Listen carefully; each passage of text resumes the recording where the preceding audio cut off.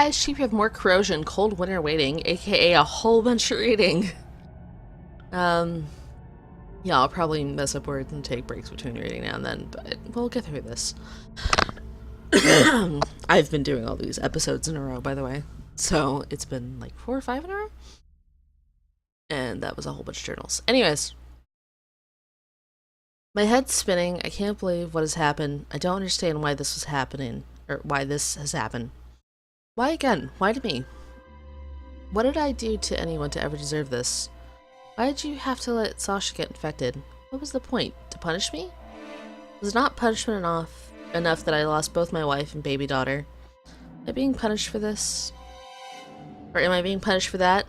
That wasn't my fault. I mean, it was my fault because I tried to get involved in the birth when things were going wrong. And I guess I got in the way or something because I couldn't save them. Why is that my fault? I definitely don't know if it's his fault. I tried to save them. All the other doctors said I did nothing wrong. I wasn't drunk. I wasn't tired. I was qualified. It wasn't like I was just some random ordinary guy trying to help a woman to give birth. I'm trying to help a woman give birth. I'm a trained physician. I know what I'm doing. They didn't fire me because of any wrongdoing on my part. They fired me because I couldn't get over it. I was in a state, and my work was being affected. But surely anyone would understand that. How could I be expected to work after losing my family like that? I just wanted to get back out there and help people, but I failed at that as well, so they fired me. Well, thanks a lot. Thanks for having faith in me. Guess I'm just a big failure. I failed to save my family, and I failed to get back on the horse and help people again. Thought coming here would make up for everything. I thought it would get me back on track. I thought I could redeem myself, but now Sasha has been infected, so I haven't succeeded, have I? I failed again, and things were going so well with her. After some doubts and a shaky start, we had really hit it off. She was definitely the one for me. I loved her. And now she's been taken from me as well. Well, thank you. Thanks for nothing. What have I got to do to just have one small tiny piece of luck in this life? That's all I want. Not asking for much, am I? Not asking to be given everything on a silver platter. Prepared to put in the work. There has to be a reward, otherwise what's the point? I'm not going to lose Sasha like I lost Molly and Jess. No way. I'm not going to just sit here and take it and do nothing like I did last time. If you want to play dirty games with me, then fine, bring it on. Let's see who wins this time. I'll find a way to save Sasha. There must be a way to cure her of the infection, rid her of the virus. Get that demon out of her. There has to be, and I will find it. I will save her. It's not happening to me again. Sasha has been in the cell now for 5 days. Luckily, we've been quite busy with other demons, so she's not had to endure much torture, which is good. I can at least be thankful for that. I just don't want Keegan to get his hands on her. I know he's going to enjoy it. I know he will use it against me. He's had it in me for now, I think, ever since I went to Donald about him. He wasn't happy about that at all. He told me so. Told me he'd get me back for it. So I guess now's his chance. I think he knew me and Sasha were together as well. So this is his perfect opportunity. I can tell he loves it. Just the way he looks at me, with his little grins and smirks. I'm going to wipe that smirk off his face soon if he's not careful. I have nothing to lose anymore. Gabriel told me something interesting yesterday. He's been researching the farm, and apparently the farm was built there. Before the farm was built, there used to be a mental hospital here for the criminal insane called Parkview. So some of the old corridors still exist behind the new ones that were built for the Red Butterfly. So he's been in there. He says it's creepy, but strangely exciting. He said I should join him next time he goes exploring. I'm cool with Gabriel. Suppose I could. It might take my mind off things. I need a distraction. I've been doing my own research into the Red Butterfly and the Blue Locust. So far, I can't find anything that even suggests a way to get a demon out of an infected person. I'm certain there must be a way, though. I'm sure of it. Just need to find it. Time is running out, though. I think I found a way to save Sasha. He was sitting there in the old prison corridors all this time and nobody knew. Some old doctor was working there doing some research into mental illness. And for some reason, he had the answers all along. Don't understand it. There will be time for questions later. I have to move fast. This method isn't going to be pretty. fact, it's going to be terrible and awful, but if it all goes to plan, then everything should be okay. What choice do I have anyways? This is the only way to save Sasha. I will not lose someone else I love. I will not stand by idly, or stand idly by and do nothing someone else is taken away from me. I have to do what I have to do, regardless of the rules now. It's the only way. First thing is first, change the morgue code. Can't have anyone going there before I set up. Change the code to 8976. 8976. I'll always remember that number. God, what am I doing? Will this even work? What if it doesn't? What then? There'll be no going back, but I have no choice. I have to do it. I have to just forget the proper way of doing things this time, for the greater good, right? Alright, we have a morgue card, we got a morgue code, let's do our thing. There's nothing else in this room, right? Okay. To the morgue! Just not really a cheerful place to ever go, but you know.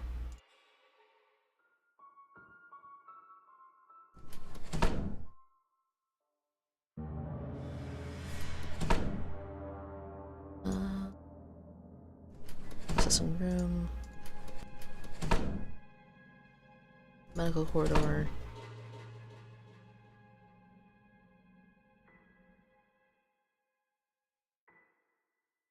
Eight, 9, 7, 6.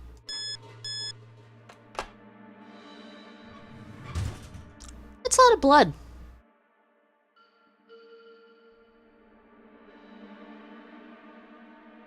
What?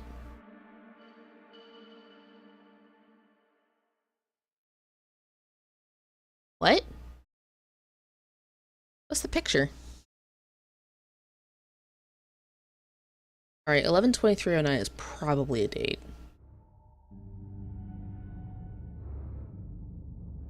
Try to draw these. Alright, so we have like a really weird H. And then a backwards 7. And a triangle. And another triangle. And then a really weird C.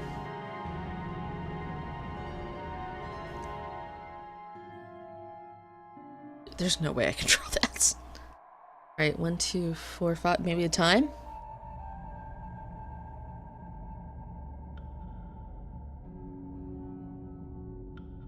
Alright, so like a weird curvy J. And then we'll give it some eyebrows.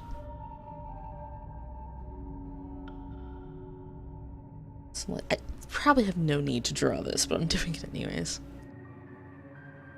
Alright. C. A normal C. A giant C. And then brackets.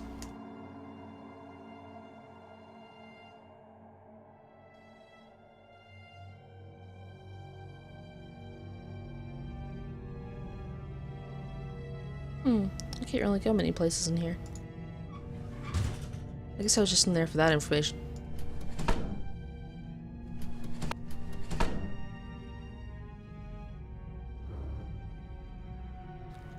That's the wrong place. What am I doing?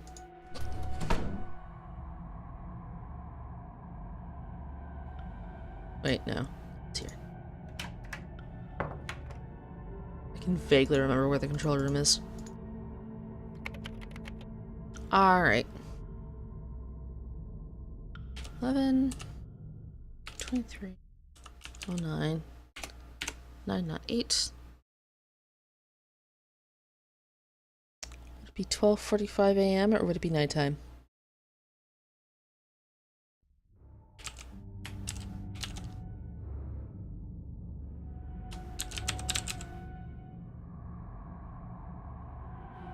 So what we got?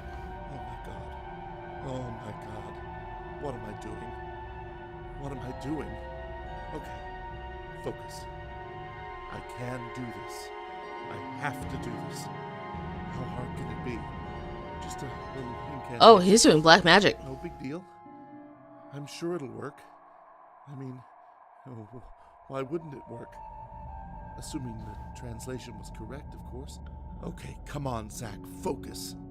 Okay, here we go. I'll be over in a few minutes. Everything back to normal, like it never happened. Come on, let's do this. Right. I'm ready. This is it. Here we go. This is so not gonna work. I call forth the powers of the great dark ones.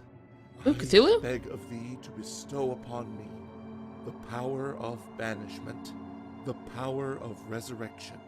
I ask thee to take these offerings of heart and soul, take back what was yours, and return what was ours. Ishtan untu tanti baka Baka. yishtu no markitu zashta. What? No. Why hasn't it worked? Filthy demon scum, why has it not worked? Tell me. This was supposed to work. Why hasn't it worked? Give me back my Sasha!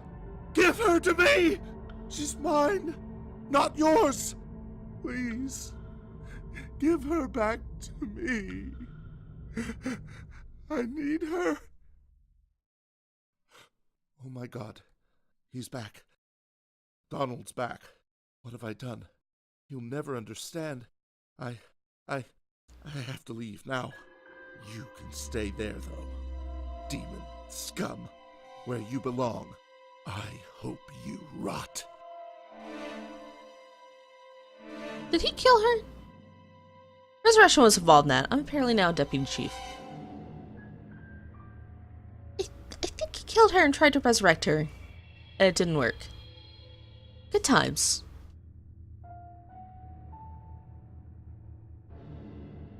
Where should we go now?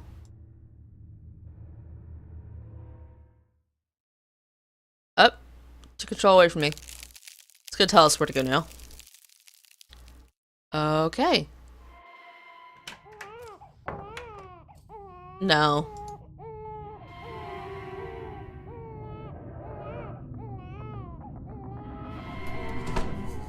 Processing room, great place to go. Immunization room, awesome. Let me just get far away from this noise.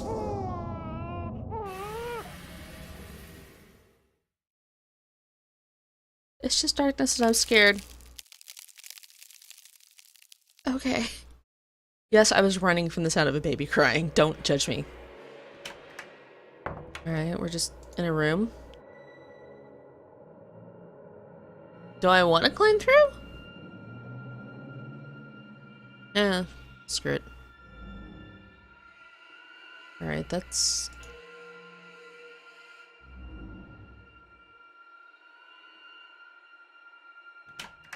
Oh, was this the old mental hospital?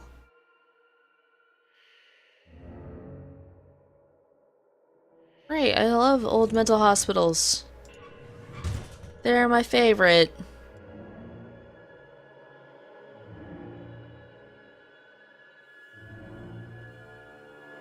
Poorly lit ones at that.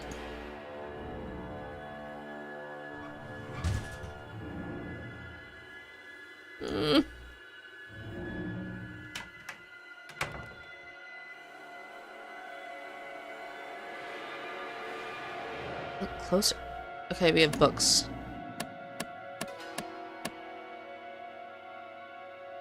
I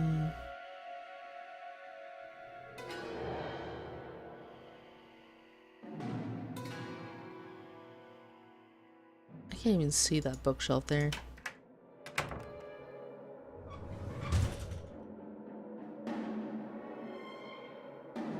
Can't go in there. Nope. I'm not nervous. I don't know what you guys are talking about. It totally didn't take me from one scary place to another. Oh. Not who we are. Remove the evil within. Evil within us. 96, 23? Right. 6, an arrow to the right. Arrow to the left. 23.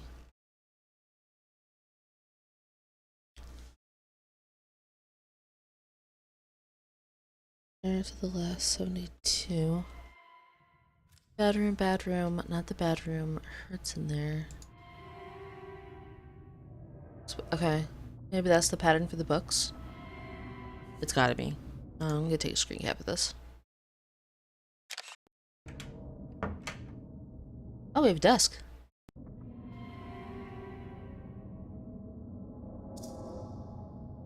Oh no. How many pages is this gonna be? Well, I found the rest of our episode. I've been in Parkview for 3 months now. 3 months now, and I have to say, on the whole, things are going well. I'm getting some valuable experience and working so closely with Dr. Newman. It can only be good for me in my career. He's a brilliant man from what I've seen so far. He cares for the inmates like they were real patients in a hospital. Doesn't seem to judge them for what they've done and recognizes that they have very real problems which require proper treatment. It's so nice to finally be working in an institution that values the important advances being made in the field of mental health. It's not always about invasive surgery procedures and shock therapy. Sometimes just talking can help. I am more than impressed that Parkview seems to appreciate these sentiments as much as I do. There's one inmate in particular who seems to have formed some kind of emotional attachment to me. George is a very nice and charming young man who's been at Parkview for over 2 years already. He's sent here for killing his mother and father, as well as his younger brother and sister, and he's only 18 himself. He displays obvious signs of extreme mental anguish and confusion, and so it would be unfair, in my medical opinion, to have sentenced him to anything other than life in Parkview, where he has the chance to find the peace and encouragement he so obviously needs. It's month 6 now, and things are not looking as good as they were several months ago. I've noticed a very significant change in Dr. Newman's demeanor of late. Whereas he used to be charming with the staff and compassionate with the inmates, lately I find him abrupt with us, and more than on one occasion heartless and abrasive with the inmates. He has stopped myself and other nurses from attending any of the inmate consultations, which I find rather odd to say the least. Getting used to seeing him in action, talking to the inmates, assessing them, before allowing us to enter in discussions on the best ways to treat them. It's not happened for a month now. Margaret has told me that Dr. Newman and his team only came here 2 weeks before I did, and has intimated that they have moved on from initial assessments and examinations to actual treatment, and that treatment includes new and experimental techniques, likes of which we as nurses would be unfamiliar with. This is the reason she believes we're not invited into consultations anymore. I find it rather odd. On top of that, George has seemed rather down of late, and not his usual relatively chirpy self. 8 months in, and I have begun to suspect that everything I thought I knew about Dr. Newman and the treatments being given at Parkview was vastly and terribly wrong. Margaret has disappeared as well, without even so much as a goodbye, which baffles me to say the least. Alright, creep music, calm down. I thought we were good friends, granted we didn't socialize outside of work, but that has to be expected given the differences in our respective ages. However, at work we seemed to get on very well, which is why she was thinking of leaving or planning to. I think she would have said so. Brian, the night porter, has told me some disturbing hypotheses regarding Margaret. That she was caught in the treatment rooms after Dr. Newman had explicitly forbade us from going in there. Says that Margaret was intrigued as to the real goings-on, and so went in search of answers. He said that what she found had turned her stomach, prompting her immediate resignation. Strange, still, that she would not say anything to me. William, one of our guards, believes all is not as it seems with Dr. Newman at Parkview, and thinks something mysterious and tragic may have befallen Margaret as a result of her snooping. I pray this not to be the case, and can't quite bring myself to believe it. Something inside of me feels wrong. Something is telling me that not everything is the way it should be here at Parkview. My instincts tell me to get out now whilst I still have the chance. Were it not for my mother needing my financial support, as well as my own obvious need of employment, I would leave forthwith. The walls have turned darker, and I fear a dark cloud approaches. Dear God, I feel silly for thinking these things. But please watch over us. And please watch over George, was withdrawn completely and writes nothing but nonsense on the walls of his cell. So many pages. Let me take a drink. Actually, you know, it's been 20 minutes. I'll start this next episode. Bye!